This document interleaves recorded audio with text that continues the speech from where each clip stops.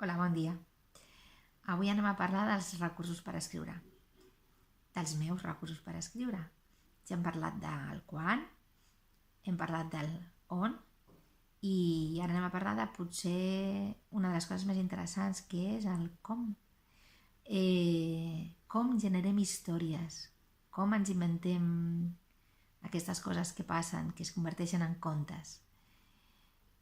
Per això, jo de les eines que utilitzo són els prejudicis, no? Això que sempre es diu que els prejudicis no són bons, doncs pels escriptors i les escriptores són una eina perfecta. I com utilitzem els prejudicis? Mireu, aprofiteu qualsevol moment que tingueu un instant d'estar aturats davant de qualsevol persona. Per exemple, que aneu en tren i teniu una persona davant o al costat. Esteu al súper esperant a la cua. O esteu al bus, a la parada de bus. O al cinema. Qualsevol espai on hi hagi una persona és bo per generar una història. Mires una persona i la converteixes en un personatge. Com es fa? Doncs amb els prejudicis. La mires, t'imagines l'edat que deu tenir, mires si va acompanyada o no, et fixes en la roba, pots imaginar quina feina té, a on va, d'on ve, què porta a les mans, si porta un anell, si està casada o no aquesta persona.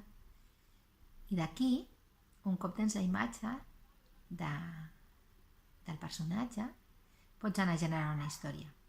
M'encantaria que ho provéssiu. A mi em funciona. Si us sembla, m'encantaria que ho féssiu i que la història que escriviu me la pugueu enviar, ja sigui mitjançant els comentaris o mitjançant el correu electrònic que us deixaré a la caixeta de descripció. A partir d'aquest dissabte vull obrir un nou espai en aquest canal que es dirà Altres Veus. Començarem aquest dissabte amb un conte d'una noia que es diu Carmela, que va començar a escriure als 60 anys, cosa que explica certament que no existeix una edat per començar a escriure, i que fa gairebé 20 anys que escriu de manera esporàdica. Carmela ens llegirà un poema molt bonic i m'encantaria que, si coneixeu alguna persona que li agradi escriure i que li pugui fer gràcia aparèixer en aquest canal, doncs que li compartiu el vídeo. I si sou vosaltres, doncs també, genial. M'envieu el conte, em puc apropar on estigueu i podem gravar el vídeo d'aquesta història o d'aquest conte que hagueu fet. Bé, poca cosa més. Doncs ens veiem demà. Una abraçadeta i molts petons.